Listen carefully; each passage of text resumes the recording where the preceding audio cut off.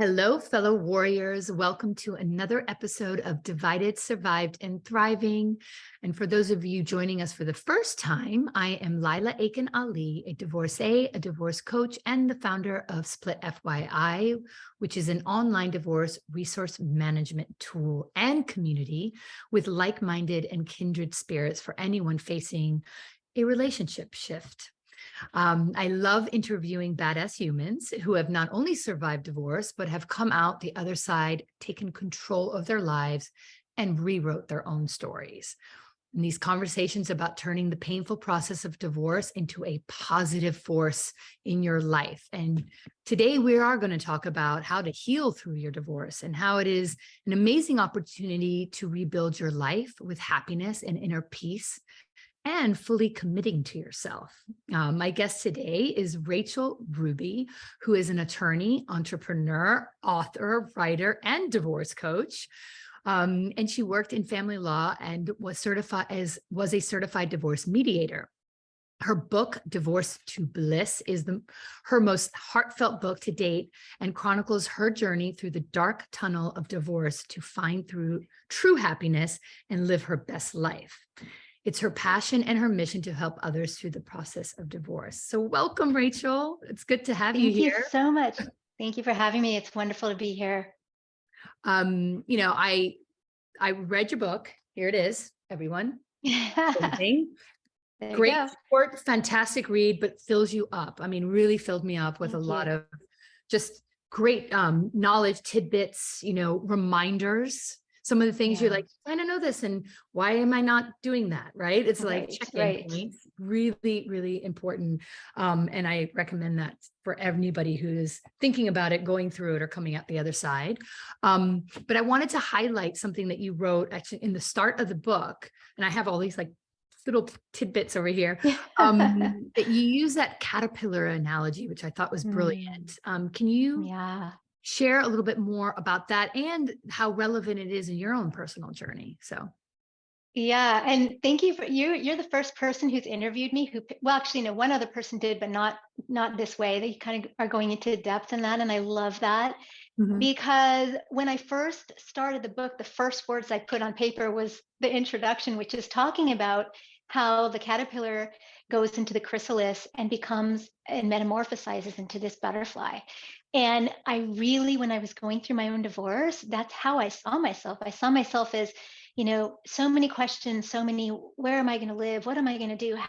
How am I going to, what if I get sick and I don't have a partner? All these fears. And I thought of myself becoming this butterfly. And it also has some other personal relevance, which I'll talk about in a minute. But to me, it was just the perfect analogy. And I kept that inside throughout my whole journey. And actually it's on my website now. I have butterflies everywhere.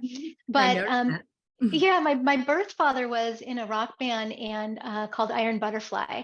So the funny thing is when I originally started writing this book, I wasn't even thinking of that at all. But then at some point it hit me like, oh my gosh, I'm using a butterfly. There's a butterfly in my book. I'm talking about a butterfly, becoming a butterfly. So it was kind of a neat thing that I just wasn't really tuning into, and it's such a beautiful process that they go through. I mean, honestly, and the end result, so beautiful. I mean, they come from this caterpillar, which is equally very cool looking, but then what happens? I mean, to wake up and have wings, right? And to be able to fly, to soar. And I talked about divorce as kind of, it's learning how to fly again, really, because you're going from this we to this, two individuals, and you have to learn how to just take off and spread your wings. Oh, exactly. And I love that. So, and I know we'll dive in a little bit more with your personal story later, but you mentioned also, and this is something that I say to myself too sometimes, and there's so many levels of what it means, but a commitment to yourself, what does that look like? Right? That is the biggest part of the healing journey. Yes. Right. And that's the thing. It's like, so, talking through the healing journey is like, there's ups and downs, ebbs and flows. There's so many things that you're going to have to deal with and recognize within yourself, within other people when you're healing. Right. But at the same time, it's like, what is this? And I love that you mentioned that. You're like, it's a commitment to yourself. So what is that? how is that relevant to you, and what does that look like? Well, how it's relevant to me is that I've always been a very um, strong woman. I've considered myself a very strong woman my whole life. I know what I want and I go for it. And I have an education. Everything I've done is kind of like I'm very type A. Yeah. So I always thought I'm committed to myself. I love myself. So first of all, being committed to yourself means you love yourself and means that you want to seek your best life. And so even though you have gone through this trauma of divorce, because you love yourself, because in your heart, you know that you can do it, that you can transcend and go. It's not easy. I'm not kidding anyone and saying this is an easy thing to do. No. But if you do the work, you go through this, like I call it, you go through the dark tunnel and you come out into the light. So a commitment to yourself is telling yourself, look, I love myself and I can do this. And there's 3 parts to that, actually. I call it the trifecta. So there's the desire, right, to do it, the desire to change. If you've come to the realization that you're going to get divorced, or you're going through divorce, and you've made that decision with yourself and your partner and whatever, you need to desire to create a new life, to become the new you, to figure out who you are, and to first and foremost to love yourself. And then you need to believe you can do it. Yeah. Okay. And that's a hard part for a lot of people. But the equally hard part is the expectation, which is expecting that it's going to happen. Because it's easy to say, I want to have this beautiful, wonderful life. And it's easy to say, oh, yeah, I think I can do it.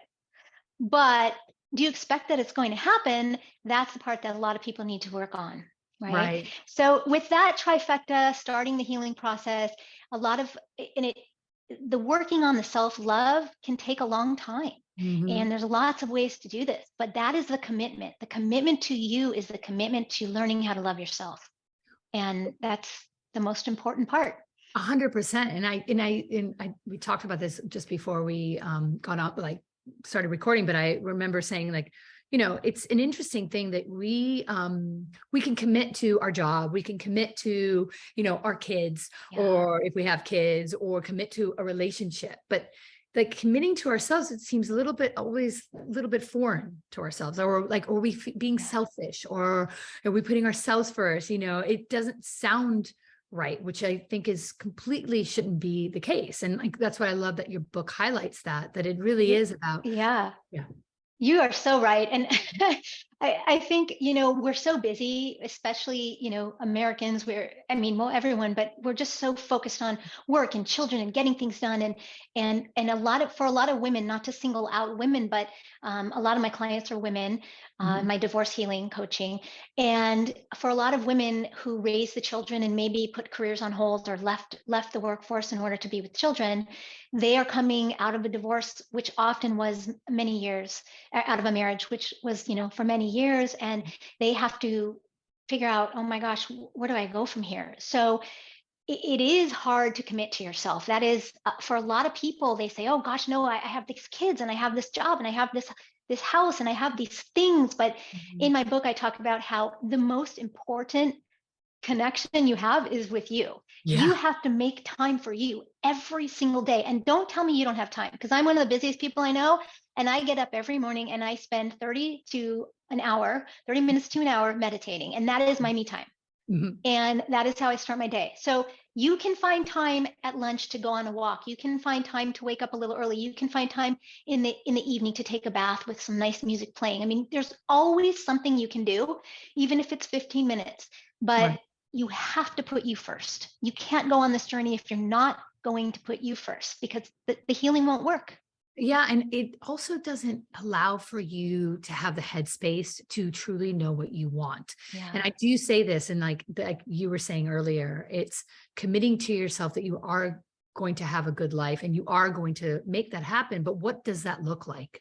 And so a lot of people are paralyzed by being like, well, I don't even know what that looks like, because they've been in a relationship for so long, or they thought they were going to be in one for so long, right? Either or. And all of a sudden that view or that outlook is gone. And it's like, okay, what does the new one look like? And that's self-discovery. And that, like you're saying, being committed to yourself, allowing yourself for that time and space so that you can understand that. You can't when you're busy. You can't when you're doing the same thing, or you're picking up your children and you're doing this, or you're going to work and you're doing that, and you're output, and there's no Right. right. That exactly. I mean, you said it perfectly. I mean, that's so true. And that's why I think when you're starting this journey and you do have all these things going on and you may not know what you want your life to look like, a really great tool in that time is to start journaling. And some people do it, some people don't. And there's no rules to journaling. It's just, and you can do it on your computer. You can write it on a notebook. You can write it in an actual journal.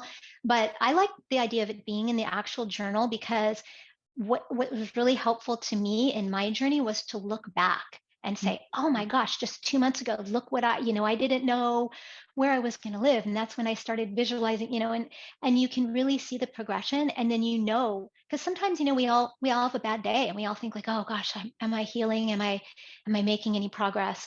And this is really helpful. So I would highly advise to anybody to start a little every day. It doesn't matter if it's 1 or 2 sentences, just how you're feeling, maybe you can write down what time you took for yourself, and you can start there. And that's a really great way to just keep yourself on point, because as you start doing this, ideas will start popping into your head as to how you want that life to look. Yeah, I agree. Yeah. And it's true. Like, we make a lot of excuses. We don't have time. We can't fit things in. But to your point, if you write 1 sentence, it's not going to take that much time, and it can be babble. And I always say, it's like, Yeah.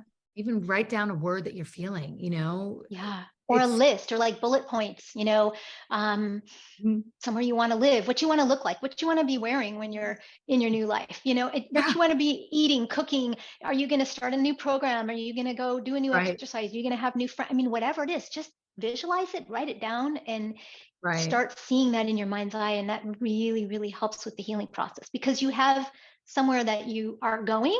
Yes. And that might change, obviously, when you, at any point during your journey, you might flip and say, oh, I don't want that, I want this. But it's the focus, it's the being able to focus on what's ahead that gives you the sense that you are really achieving something and you are moving forward, and you are. So it's really a great thing to do. I love that. And I Yeah. couldn't agree more. And it definitely helped me through my own journey as well. So, Yeah. and I felt like I was such a great writer when I was doing that too, because it's interesting that how things flow when you put pen to paper lot Yeah. easier, even though maybe my spelling was a little off. That doesn't matter. Because I was writing fast. I didn't have spell check. But Yeah. it was definitely, there was a lot pouring out, which was great. Do you ever, I'm just curious if you ever look back at that now, Oh all yeah. these years later, and, Well, and is that just an amazing thing? I have so many journals that I look back on so many different levels, and even being a first Yeah. time mom, there's all these Yeah. things that you look back and go, wow. I mean, I still have my journals Right. from high school. I've been a big Oh, journaler. So, oh, that's and back then awesome. it was very different. I wrote Yeah. a lot of pictures and drawings, and then writing things and, quotes and all the feels that I was feeling, because you feel so much when you're in high school, Right. all these teenage feels. But yeah, you look back and you're like, wow, I was that person. And you realize actually the essence of you doesn't really change, right? That nothing True. changes. So Oh, even that's beautiful. Yes. the circumstances might, right? Your Right. circus, Right. like, graduate high Right. school, you go to college, you do this, but Mhm. actually it stays the same, the essence, but things around you change. Yeah, I love that. And I love what you mentioned. That's a really great point about the drawing, or, putting like whatever. I mean, I do that. I did that all through my healing process, my journal. Sometimes I would just draw. Something would come in my mind. And, I Mhm. think even once I drew a butterfly. So it's, you just, if you don't want to write, you can draw. Even if you're not an artist, just, if that helps you, if you don't like writing, there's so many ways to express yourself. You could make lists.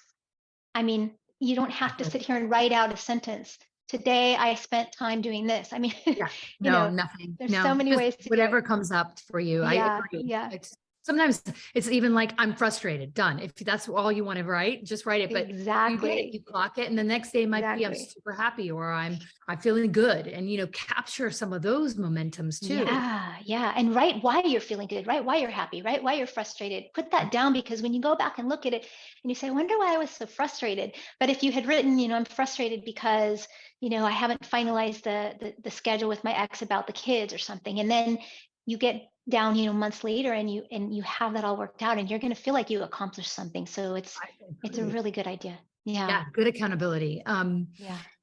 Another thing that I know you touched on, which I really think is important, because I hear this a lot in our community and with Mhm. my clients, and I'm sure you do too, is that I'm alone. I feel alone. Mhm. I'm alone in this. You hear it repetitively. They're telling themselves they're alone. Right. And then you mentioned this like spinster fear. And it was the first time I actually ever heard of it. Yeah. So can you share a little bit more about that? Yes, definitely. So there's a couple different aspects of being alone. So the first part of worrying that or thinking, like you said, that you're alone going through this is very real, Mhm. even though you're splitting from someone else and that person may or may not have, you know, similar feelings, who knows? Um, but and they may feel alone as well because you're no longer a we. So you are in a sense alone. And so a really important thing, a part of that, feeling that aloneness is first of all to understand that it's okay to be alone. And one of the big facets of healing is learning how to be alone because so many people don't know how. And Mhm. in fact, I am kind of jumping off topic, but just to kind of prove this point, so many people once they get divorced, the first thing they do is they run out and start dating, Yeah. and because they don't want to be alone. that Mm. is that is we can talk about that later, but don't do that. That Yeah. is the worst thing to do because you have to find out who you are first. So that first part of being alone and going through this journey is really scary to a lot of people. And what I tell my clients is, you need to find the right support network to help you as you're going through that journey. And if it's somebody, this is a really fine line as well, because if the people in your support network, even though they may love you, are telling you things like go out and date, or oh, you shouldn't do that, or why are you going to that new class, or you can't let other people tell you what they think you should be doing. Mhm. So these are all the things you have to figure out and trust your instincts and figure out for yourself. So that part of being alone and going through the journey is one thing. The other fear of being alone comes from after the divorce, excuse me, to just being alone in general. And the spinster effect, when I was doing my research, I came upon this study where I think it was a psychologist, it's in the book, I don't remember the name, but was talking about women specifically, how afraid they are of becoming spinsters, meaning they're going to be alone for the rest of their lives. They're not going to attract another mate. And that fear is so great that Mhm. in this study, they found that so many people stayed in unhappy marriages because of that, which I thought, wow. And personally, and I'm sure you do too, I think we talked about this before. I know so many, I mean, I can count on two hands how many people I know who are in really unhappy marriages and have stayed for years and are not planning to leave. And I don't advocate divorce. However, if you're extremely unhappy and you're not working on it, and if you have worked on it and you found that that's never going to change as long as you're with your partner, what are you doing? Yeah. This is your life. Yeah. We're here now. We're here for a short time. We're not going to be here forever. Right. So you have the ability, and you deserve to have the life of your dreams, and you can. Yeah. And if you're sitting there in unhappiness, even, I mean, you can look outside of divorce, it's with anything. If you're in a miserable job situation, if you are in a city you hate living in, I mean, whatever it is, but especially with divorce and with trauma, you have to remove yourself from that mindset because you can make it better. So, I so agree. And it's so true. yeah. And it goes back to a little bit about a commitment to self. And Mm, it's hmm. not validating how important it is that we are happy. And what is Yeah. that happiness? And listen, and we Yeah. also touched on this, is that, somebody else it's not their job to make you happy. Right. And Exactly. it's not, Exactly. right. It's not their Yep. job. And you're in a relationship Not and only is it not their yeah, job, but you should never rely on someone else to make you happy, exactly. a right? hundred Because it's percent. your job. Yep. Only your job to make you happy. Nobody else can do it. And ultimately you have a choice and in that matter, and Exactly. how do you Mhm. navigate that now? If and we you hear this a lot, is that they make me unhappy, he's making me unhappy, she's making me unhappy. Well, Yeah. no one makes you unhappy, and that's a Yep. choice, right? It's the Right. situation that you're in that's making you unhappy. There's something Hmm. that's not aligning within you, right? And Exactly. yeah. And You so, get it. You get it. I mean, that's so many people do not understand this. And this is why I wrote my journey and wrote this book, because none of this is rocket science. None of this is something we haven't heard before, but a lot of people don't internalize the truth. And I think, they need a little guidance. A lot of people need a little guidance because, like I said, divorce is a trauma. And mhm, so, yes, your happiness is paramount to you having a beautiful life. If you're not happy, you can't go out there and do things that are going to make changes in this world. You mhm, can't go out there and serve, which is our ultimate goal. That's why we're here, is to right. serve the planet, to serve others, to serve animals, to whatever it is that's your Serve passion. ourselves. We're here to serve. Yes. And we have to love us first so that we can Yes. serve others. It's just like, the old saying goes, you can't love another until you love yourself. And that's why we don't date too early after we divorce. Yeah. So true. It's so true. I do want to touch on that. But Yeah. before we go into that, there's some other terminology in the book, which I thought fascinating. I know you came up with this, reverse hiccups. So clever. Yeah. Yeah. Yeah. So basically when I was writing the book, I was thinking about the fact that, people look at me and they say, "How are you so happy?" And I say, "Well, it's a choice. I want to be happy. But I have my moments, I have my days. We all do. I mean, there was a day last week where I just woke up and I was just in a cruddy mood, Mhm. and this happens. This is life." And so the hiccup effect, which was the first thing I started writing about, was just that when we're going through this healing process and we kind of have a hiccup, like a step back, like, I'm doing great, I'm doing great, I'm doing great. Oh my gosh, look at this. I'm going to the finish line. And like, oh, I feel really crappy today. Right. And that's just a little hiccup. And what I talked about is that that's normal, that you have to feel all those feels. Don't just say, "Oh, I can't feel that. I can't feel that," because you have to feel all those feels. That's part of going through this journey. Mhm. Let it out, cry it out, throw something, whatever you need to do. Go punch, a punching Yeah. bag. I mean, whatever it is, get it out, go on a run, whatever helps you to come back to yourself and get out of that mood set. But don't wallow in it for a long time, because that becomes a victimization. And we can talk about that too. So that was the hiccup effect, is really just knowing that that's human and that's Mhm. okay. And you're entitled to that. We all are. Nobody is perfect. Nobody is happy 100% of the time. And so knowing that, and knowing that it's okay, and knowing that you are allowed to feel these things before you get back on the horse and move along is okay. And then I started thinking, because at the time, actually, my ex was having a really hard time. And I started thinking about how I was kind of getting pulled into his anger and his, hurt. And I was kind of starting to feel at one point even a little manipulated. And I Mm. thought, wow, this is like his hiccup, and it's a reverse hiccup. So Right. that's where I came up with that term. And really what I was talking about in that chapter is how it's okay if you are aware that your ex, or soon to be ex, is having these negative feelings, because again, that's human, it's normal.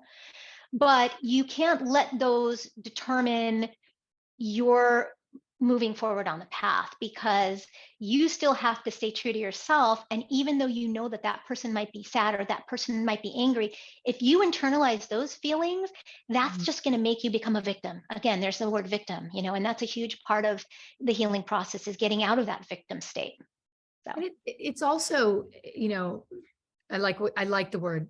I actually love this terminology because we talk about this a lot. In the divorce community, is like, well, you feel like you're moving forward, and then all of a sudden you've taken like 15 billion steps backwards. And that's how they always say it. It's like the forward yeah, momentum might be a lot slower than the all of a sudden being pushed back, but it's actually not being pushed back, and you're not staying there. And I like a hiccup because they don't last forever.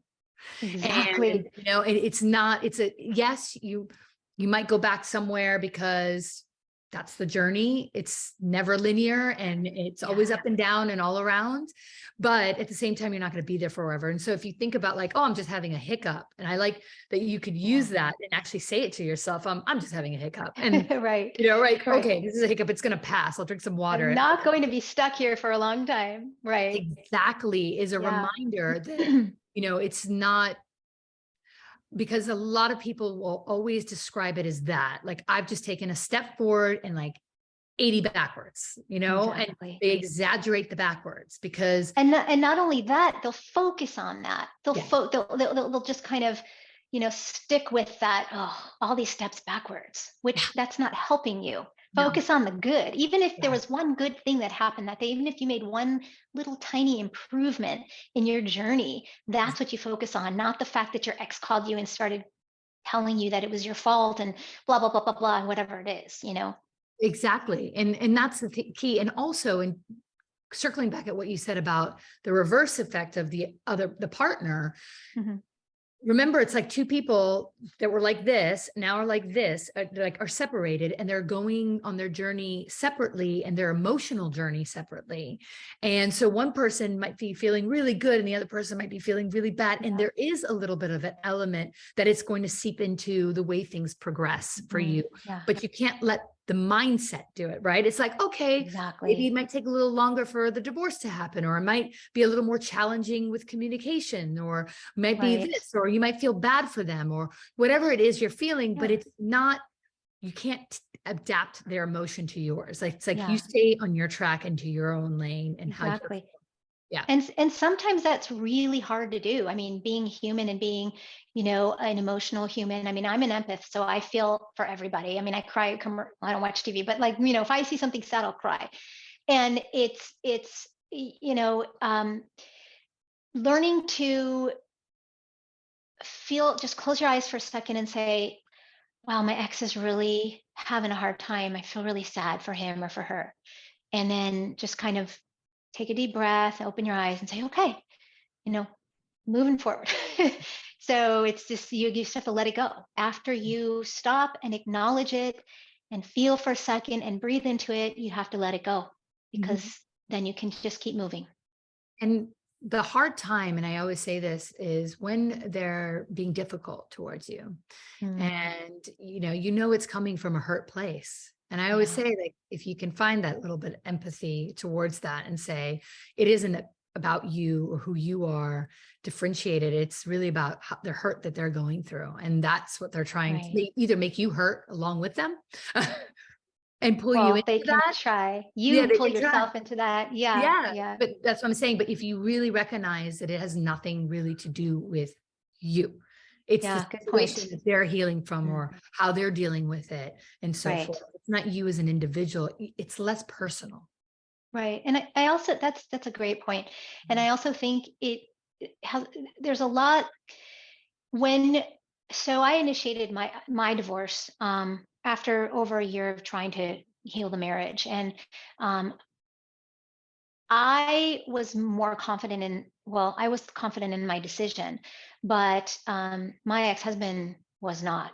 Mhm. And so it's hard when you're dealing with that dynamic. And not only that, but the fact that the other spouse, ex-spouse, um, may not have wanted it and may not understand how to heal. And if you are on a path of healing and you understand, I need to love myself, I need to take time for myself, all these things that I talk about here in my book, all the little things that are all really just as important and all go together.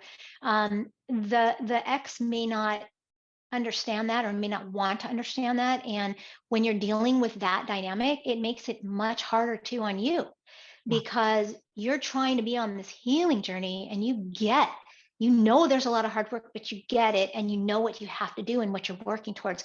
But your ex-partner may have no idea where to even start or may just be resistant to even trying. right. And so that creates a lot of friction too. And again, it's just the same thing. It's just acknowledging that I am I am loving myself. I am putting myself first. I am on this journey because I want to heal and I want to create this beautiful new life. He or she may not get that. And hopefully one day he or she will get that. But for Mhm. now, I have to just move forward and not get pulled into that mindset. Yeah, brilliant. Yeah. 100%. It's like a Yeah. mantra you have to keep telling yourself. Yeah. Yeah.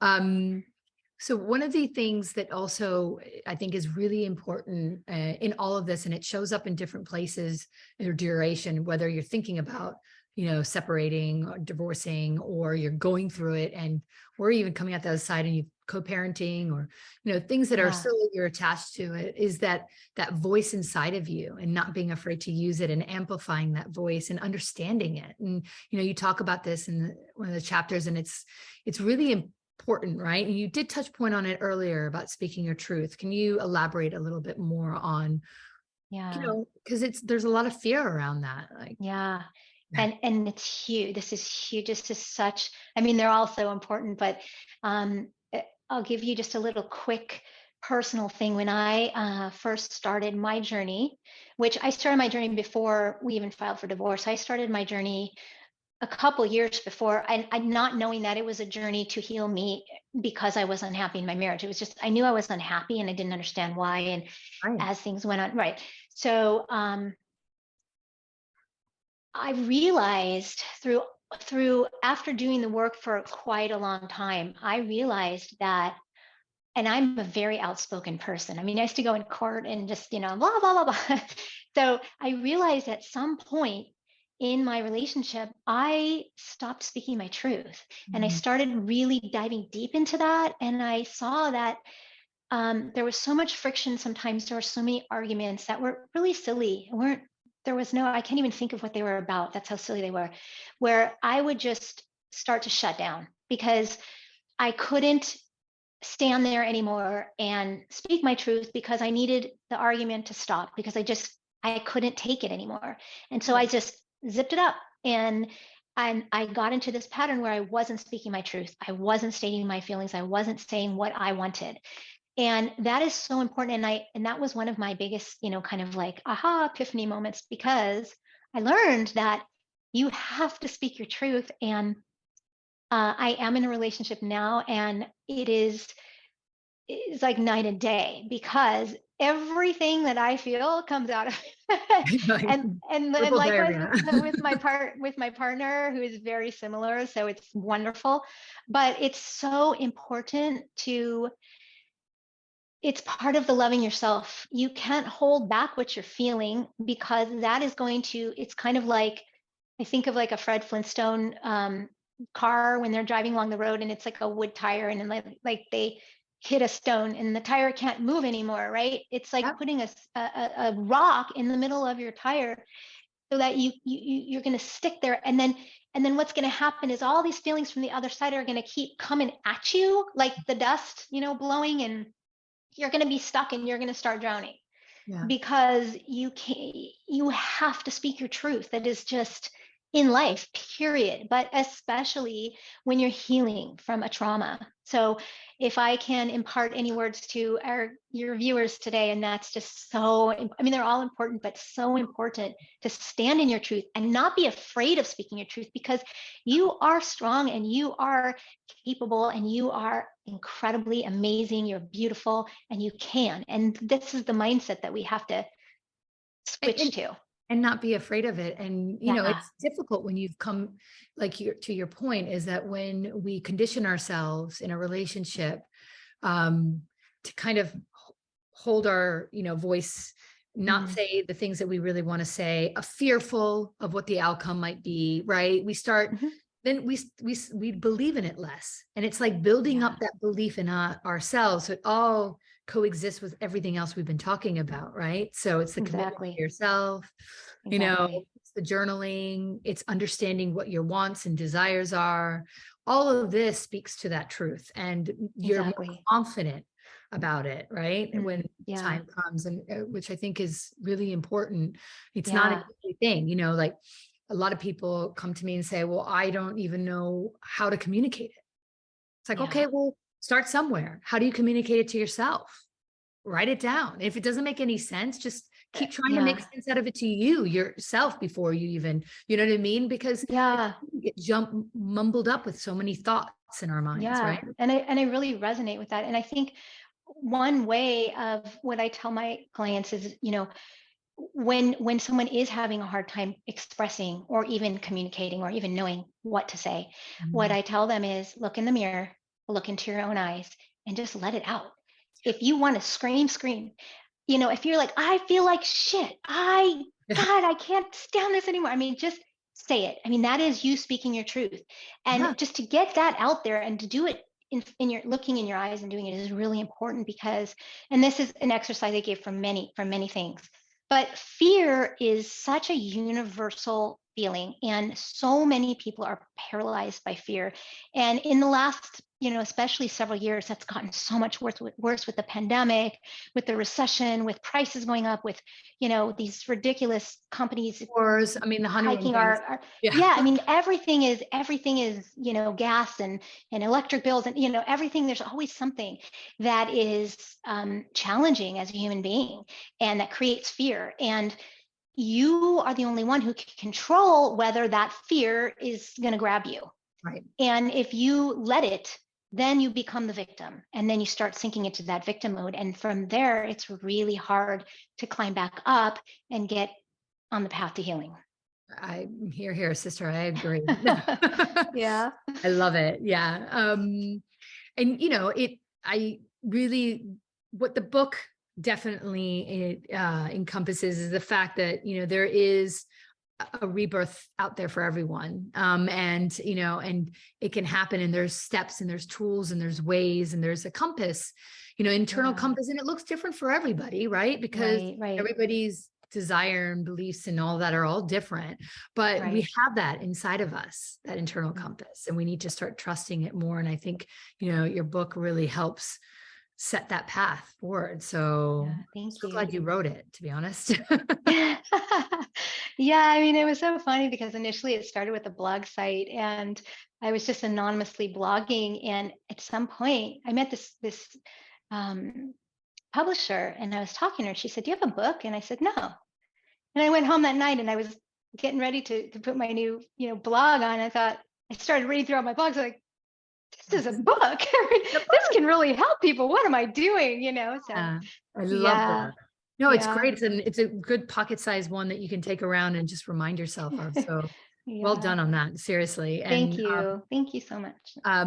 I wanted to, I know we were going to talk about dating, but I think we should have actually another conversation just on that alone, because there's a lot to talk about. So I'm going to have that. I'm going to save that for another time, but I do want you to, because I'm very interested. And in fact, it's one of those things in that genre that really does come up a lot, and it's hard to navigate. And so I definitely want to get into that in another conversation. But before, I wanted to, besides your amazing book, and I did ask you, but what kind of, what other book would you recommend, or books would you recommend for somebody who is in this process, or the healing process, or coming in or out of, divorce or separation? So there's two that I would highlight, and there's so many, but the two that pop in my mind that I think they're like the Bibles, and they should be on everybody's bedside table. And the first one is called Letting Go. And it's a phenomenal book, and that really teaches you which fear creates a lot of this resistance, but in society creates a lot of the fear, and society creates these rules, which I talk about in the book, that tell us certain things, like divorce is bad, you're shameful if you get a divorce, things like this. And a lot of it comes from culture, religion, familial beliefs. And so Letting Go is really a wonderful book because it teaches you how to really do that. And it's written by a psychologist. David Hawkins. Yeah, and I have it right here. Yes. This is one of my favorite books. Love it. So I've read it, I can't even tell you how many times, but it's, I would highly encourage that. And then the other one is Shakti Gawain wrote in, I think, the mid-70s, a book called Creative Visualization. Ooh. And I first read that in the 80s and have read it many times since. And it is really all about visualizing and how you can kind of the law of attraction, but more so, and she didn't call it that at the time, but more so how you can visualize these beautiful changes that you want to see as you're going through your journey. She doesn't specifically talk about divorce. She talks in a general way, but it applies to anything. And it's a wonderful book to read and learn how to manifest and visualize what you want in your life. I love that. Considering I am a visual person, that is something that I would definitely want to read. So I'm excited. I don't know about it. And thank you for sharing. Wonderful book. And another thing I wanted to mention in your book is what I really liked is that every chapter has a quote that I mean, every quote that you picked is amazing. Oh, thank you. That was Honestly. fun. I had fun doing that. Yeah, I think they're Yeah. great. Yeah. You down to from Oprah to, Confucius to To all of it. David Hawkins. Yeah, Yeah. you got them all. Yeah. And the momentum, talking about that forward momentum and keeping going, because a lot of people equate going through divorce as like being in a purgatory, Yeah. and even well after, it's like that feeling that they're trapped in, right? But one of the quotes that you wrote, it does not matter how slowly you go as long as you do not stop, is a great reminder. Is just like recognize that you're still moving forward. You're still moving forward. And also changing the mindset from what you just said about looking at this where you are in this journey, looking at this whole picture as it being hell, being purgatory, being bad. Because if you have that mindset, you're going to have a hard time Getting out of healing. it. Yeah. So yeah. And shifting your mind. You're right. I agree. Right. So we'll talk it. We can name it something else. It's more like it's a place. It's a temporary. It's temporary. I always say everything's temporary. Life is temporary. Change is temporary. Where you are right now is temporary. What was that? Month to month rent. Month rental. It's an Airbnb. Yeah, exactly. An Airbnb. That's a good way to put it, actually. It's an air mindset change. Yeah, air mindset change. I love it. Well, where can everyone get your book? It's on Amazon, right? It's on Amazon. It's also at divorce2bliss.com, where you can download 10 reasons why most people, or 10 mistakes, the top 10 mistakes most people make when they're going through divorce. I also have a website, rachelsruby.com, where there's a lot of great information. And yeah, I'm excited for. And we're going to put all your socials and all your details in the show notes. Everyone can look there. Thank you. This has been such a great conversation. And we are definitely going to have one around dating next. That'd be great. I'd love that. For sure. Yeah. It's a hot topic. Thank you for being here, and for everyone who joined. Thanks for joining, and remember to check out splitfyi.com for loads of resources as well, but a community and a community of professionals as well that can help you through the process, CDFAs, divorce coaches, mediators, and such. And thank you for joining us. Thank you so much. It's been a pleasure.